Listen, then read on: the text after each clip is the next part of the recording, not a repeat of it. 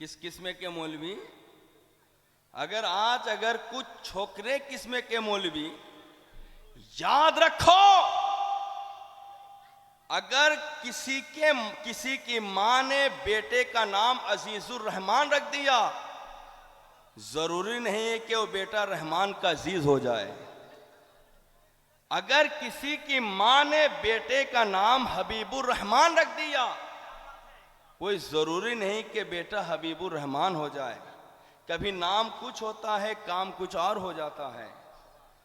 आदमी का नाम कभी अजीजुर रहमान होता है, लेकिन काम ऐसा करता है कि वह अजीजुर शैतान हो जाता है। कभी नाम हबीबुर रहमान होता है, लेकिन काम ऐसा करता है कि रहमान के बजाय वो शैतान का हबीब हो जाता है। आपके बंगाल की सरजमी पे एक हबीब है रहमान से पहले और एक अजीज है रहमान से पहले, लेकिन वो दोनों के दोनों शैतान के अजीज व हबीब हैं, वो रहमान के अजीज व हबीब नहीं है। इन्हें कुछ आता जाता नहीं है। बुखारी मुस्लिम की तो बात बहुत बड़ी है, इनकी इतनी जुर्रत नहीं है कि मेरे सामने कवायदुन नहव ढंग से पढ़ सके। अब ऐसे चूं चूं के मुरब्बे, जंगल पे मोर नचाने वाले लोग, नए मजदूर, फव्वारे पे रह के लंदन का ख्वाब देखने वाले, हलवाई की दुकान पे बैठ कर दादा के नाम पे फातिहा पढ़ने वाले, वो नसीम सरकार से उलझने चले हैं, उन पर बहस करने चले हैं, उन पर गुफ्तगू करने चले हैं। मैं तो कहता हूं बाबू, तुम अभी बच्चे हो, तुम्हारे बड़े में इतनी जुर्रत नहीं है कि उनके ताल्लुक से हमसे बात कर लें। रब्बे आला की कसम, ये आसमान जमीन पे आ सकता है, बहता हुआ समंदर रोक सकता है, पहाड़ रेसा रेसा हो सकता है, बल्कि मैं 1 करोड़ का चैलेंज देता हूं, किसी मां ने अब तक ऐसा बेटा जनी ही नहीं जो मेरे सामने आके नसीम कादरी का ये कुफ्र साबित कर दे।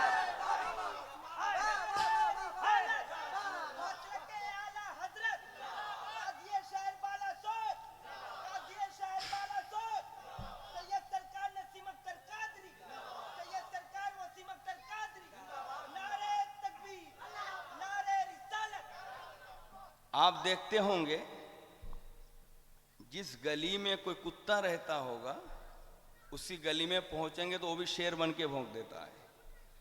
तो गली में भौंकना, अपने लोगों के बीच बैठ के भौंकना, ये किसी बेवा की आदत तो हो सकती है, मर्द का काम नहीं हो सकता है।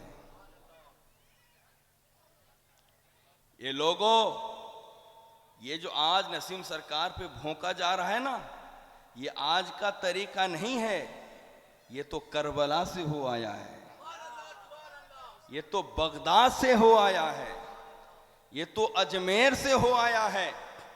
सरकार गौसे पाक रदी अल्लाह ताला अन्हो कहाँ पैदा हुए थे? ईरान में।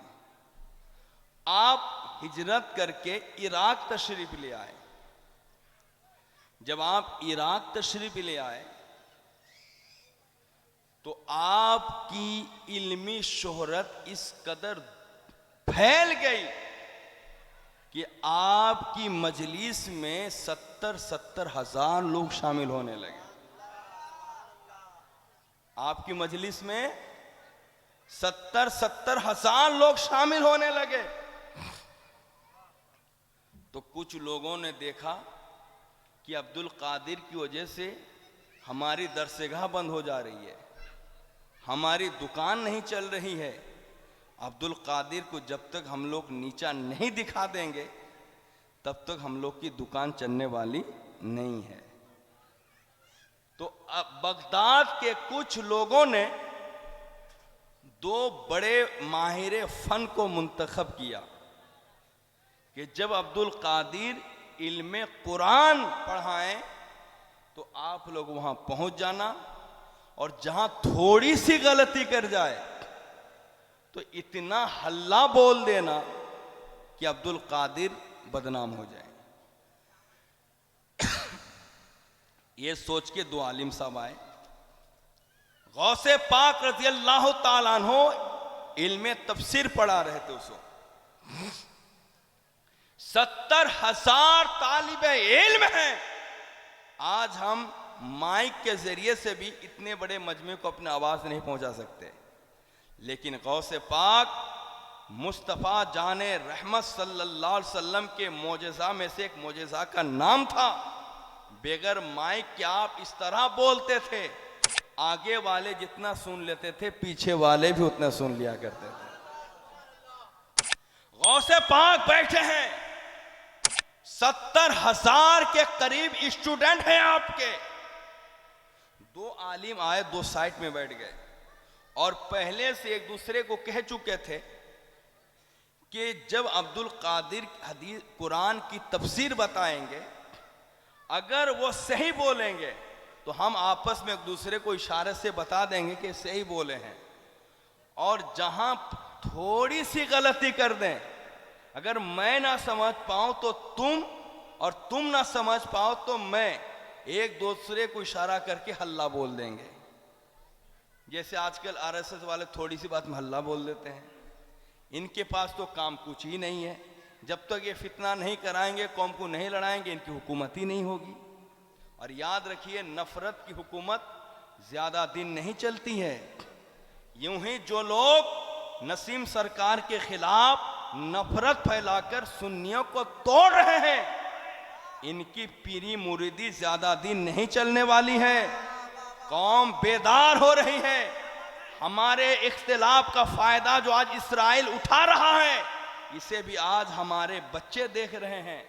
इंशाअल्लाह वक्त करीब आएगा, कौम एक हो जाएगी, फितनाबाजों को उठाकर फेंक डालेगी। वो दिन करीब है। एक वक्त था, लफ्ज़े बरेली सुनते ही लोगों का दिल अदब से झुक जाता था। आज देखिए, कल एक वक्त था कि पूरे हिंदुस्तान के लोग बरेली शरीफ के फतवे को आंख बंद करके मानते थे। आज बरेली शरीफ का फतवा आते ही लोग कहते हैं इसमें कुछ ना कुछ मामला इख्तिलाफी रहेगा, ध्यान ही नहीं देना चाह रहे हैं। मामला ताजुश शरिया तक बड़ा अच्छा रहा, लेकिन अब का जो मामला है, अब वो शाही वाला मामला है, फकीरी वाला मामला नहीं है। अब दोनों आलिम दो साइड में बैठ गए। एक बात सुन लीजिए, आला हजरत अल्लाह के वली थे क्या नहीं थे? मुजद्दिद थे कि नहीं थे? आला हजरत ने हमारी इस दौर को निगाहे वलायत से देखा था। देखने के बाद अपनी किताब में लिख दिया था कि लोगों, मेरे दीन पे कायम रहना अहम फर्जों में से एक अहम फर्ज है, और मेरा दीन वही है जो मेरी किताब से जाहिर है। आला हजरत ने क्यों फरमाया था मेरा दीन वही है जो मेरी किताब से जाहिर है, और उसी को मजबूती से थामे रहना? क्योंकि आला हजरत को मालूम था कि मेरे बाद एक जमाना ऐसा आएगा, मेरे खानदान के भी कुछ लोग और बाहर के भी कुछ लोग मेरा नाम लेकर उम्मत को तोड़ना चाहेंगे। तो ऐसी सूरत में मेरे नाम ले रहा है क्या नहीं ले रहा है उसे मत देखो, फैसला करने वाला मेरी किताब का हवाला देता है क्या ना देखो। अल्हम्दुलिल्लाह, नसीम सरकार के ताल्लुक से जो सरजमीने जाल सर में मुफ्तियाने किराम ने जो फैसला दिया है, किसी जात के एतबार से नहीं, मसले के आला हजरत फतवा रज़वा के एतबार से दिया है। हमारे लिए मियार इस दौर का पीर नहीं, किताबे आला हजरत है, किताबे आला हजरत है। मैं आपसे पूछना चाहता हूं, आप मुझे बताएं, आप पहले मुसलमान हैं क्या नहीं है? एक आदमी अपने को नसीमी कहे, एक आदमी खुद को हबीबी कहे, एक आदमी खुद को रज़वी कहे, लेकिन अगर उसका ईमान ना हो तो उसका नसीमी होना, हबीबी होना, रज़वी होना कुछ काम देगा क्या? मुझे बताइए खुदा के वास्ते, काम देगा क्या? तो पता क्या चला, पहले हम क्या हैं? मुसलमान। हम पहले क्या हैं? मुसलमान। और हमें जन्नत मिलेगी मुरीदी के एतबार से नहीं, ईमान और इस्लाम के एतबार से मिलेगी। जोर से बोलो सुभान अल्लाह, मचल के बोलो सुभान अल्लाह। मौला अली कहते हैं, जोर से बोलो, मौला अली कहते हैं, पीर को देख के शरीयत मत मानो, शरीयत को देखकर पीर को मानो। मौला अली क्या फरमाते हैं? पीर देख के शरीयत मत मानो, मौलवी देख के शरीयत मत मानो। ये मत कहो मेरा पीर मानेगा तो मैं मानूंगा, बल्कि ये कहो शरीयत मानेगी तो मैं मानूंगा। तो नसीमे कादरी के ईमान को जिया घुसवी ने नहीं माना, ना माने, शरीयत मुस्तफा ने ईमान को मान लिया है, ये हमारे लिए काफी है। जिंदाबाद।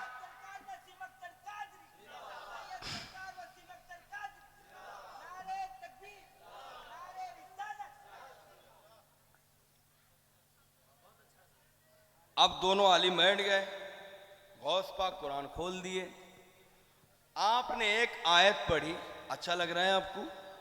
नहीं अच्छा लग रहा है तो सुनो, लेकिन आपको आपकी जुबान में नेमती साहब ठीक समझा देते हैं। गौसे पाक रोशन जमीर थे। क्या थे? रोशन जमीर थे, नहीं थे? आज एक बेवकूफ जमात पैदा हो गई है, नमाज नहीं, रोजा नहीं, हज नहीं, ज़कात नहीं, कुरान नहीं, हदीस नहीं, क्या हो? हम मार्फत वाले हैं। क्या वाले हैं? हम मार्फती हैं। अबे बेवकूफ, मार्फत का माना क्या है? अल्लाह को पहचान लेना। मार्फत का माना क्या है? और अल्लाह ने अपनी पहचान कराने के लिए कबाली नहीं, हमें कुरान दिया है, मुस्तफा दिया है। अल्लाह ने अपनी पहचान कराने के लिए हमें क्या दिया है? कुरान दिया है। जब तक कुरान नहीं पढ़ोगे, मुस्तफा का दामन नहीं थामोगे, तुम्हें शैतान की मार्फत हो सकती है, लेकिन रब आला की कसम, रब की मार्फत नहीं हो सकती है। एक वक्त की नमाज नहीं, एक वक्त का रोजा नहीं। अच्छा, उस जाहिल जमात के एक मौलवी से हमारा मुनाजरा होना तय हुआ, सामने तो आने की जुर्रत नहीं की, मोबाइल से बात हुई, उसने गाली देना शुरू कर दी। मेरी माँ को गाली दी, मुझे गाली दी, मेरी बच्ची को गाली दी, मेरे बाप को गाली दी, मेरे बच्चे को गाली दिया। भाई मैं कितना गाली सुनूंगा? मैं कहा दलील दो, वो गाली दे रहा है। मैं कहा दलील दो, फिर मेरी माँ को गाली दिया। मैं कहा दलील दो, मेरे भाई को गाली दिया। जब उसने गाली पे गाली, गाली पे गाली दी, तो मैं कितनी गाली सुनूंगा? तो मैंने कट कर दिया, कह रहा मुनाजरा हार गया, मुनाजरा हार गया। मैं उस नाबालिग और नापाक और गुमराह और काफिर गिरोह से कह देना चाहता हूं, जितनी मुझे गालियां देनी है दे लो, मुझे गालियां दो, मेरी मां को गालियां दो, मेरे भाई को गालियां दो, रब आला की कसम सब कुछ बर्दाश्त करेंगे, लेकिन नामूस रिसालत, शरीयत मुस्तफा पे अगर गुस्ताखी की जुर्रत करोगे तो तुम्हारे सीने पे गुलाम हैदर रसूली का तलवा होगा।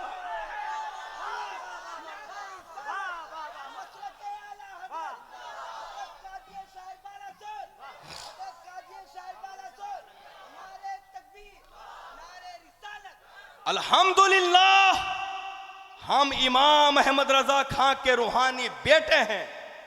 जोर से बोलो। और ये इल्मी फैजान सैयदों के सदक़े में मिला है। जोर से बोलो सुभान अल्लाह। और ये भी बता देना चाहता हूं, जमाने में बहुत उलमा आए हैं, लेकिन नाम वही कमाया है जो आलिम होने के साथ साथ सैयदों का गुलाम बन गया है। ऐ लोगों, मुजाहिदे मिल्लत के जमाने में बहुत उलमा पीर वली हुए हैं, लेकिन जो नाम मुजाहिदे मिल्लत का है किसी और का नहीं। वजह क्या है? सिर्फ यही है, मुजाहिदे मिल्लत ने इल्म भी हासिल किया, तकवा भी इख्तियार किया, तो सैयद की गुलामी भी अपना ली। समझ गए? किसी देवबंदी में इतनी जुर्रत नहीं कि रजा के इस रूहानी बच्चे के सामने बात कर ले। किसी वहाबी में इतनी जुर्रत नहीं कि हमारे सामने आके गुफ्तगू कर ले। और ये जो खुदा नमाज़ी खुद को कहते हैं, ये तो अनपढ़ गंवार जाहिलों की जमात है। ये ना कुरान पढ़ते हैं, ना हदीस पढ़ते हैं, ना नमाज पढ़ते हैं, ना रोज़ा रखते हैं, ना हज करते हैं, ना ज़कात देते हैं, मस्त रहते हैं, ढोल बजाते हैं। क्यों? ना मार्फती हैं। अरे बेवकूफ़ कहें कि कुरान के बगैर तुम्हें मार्फत कैसे होगी? अगर ढोल बजाकर कवाली गाने से मार्फत हो जाती तो गौस पाक रात रात भर खड़े होकर नमाज नहीं पढ़ते। गरीब नवाज रात रात भर खड़े होकर नमाज नहीं पढ़ते।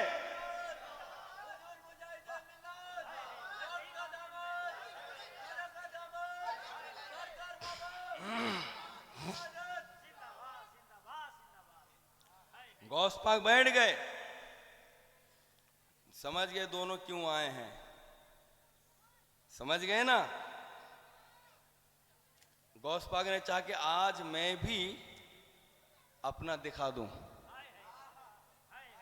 आयते कुरानी पढ़ी, पढ़ने के बाद फरमाया कि इस आयत का पहला माना ये है। तो दोनों आलिम ने एक दूसरे को इशारा कर कहा कि हाँ ठीक कहा है। गौस पाक ने कहा बच्चों इसका दूसरा माना सुनो, ये है। यहां तक कि एक से ले आयत एक है, उस एक आयत के 7 मानी बयान कर दिए। बयान करने के बाद दोनों आलिम ने एक दूसरे को इशारे कहा कि हाँ ये भी सही है। गौस पाक ने कहा अब 8वां माना सुनो। कितना माना? ये दोनों एक दूसरे को ताकने लगे कि कहां से बोल रहे हैं। समझेगा नहीं? गौस पाक ने कहा 9वां माना सुनो। गौस पाक ने कहा इसका 10वां माना यह है, 11वां माना यह है। एक दोनों को हाँ करके देखने लगे, जैसे आजकल के बेवकूफ पीर जो पढ़े लिखे ने स्टेज में बैठ के ताक के देखते रहते हैं। समझेगा नहीं? कोई अगर मुकर्रिर बढ़िया गुफ्तगू करते हैं, उनके इल्म में नहीं है, तो इसे हाँ करके ताकते रहते हैं, लेकिन उस वाकया को जो है फिर वो खुद दूसरी जगह में बोल देते हैं। यहां तक के गौसे पाक ने उस आयत के 40 मानी बयान कर दिए। कितने मानी?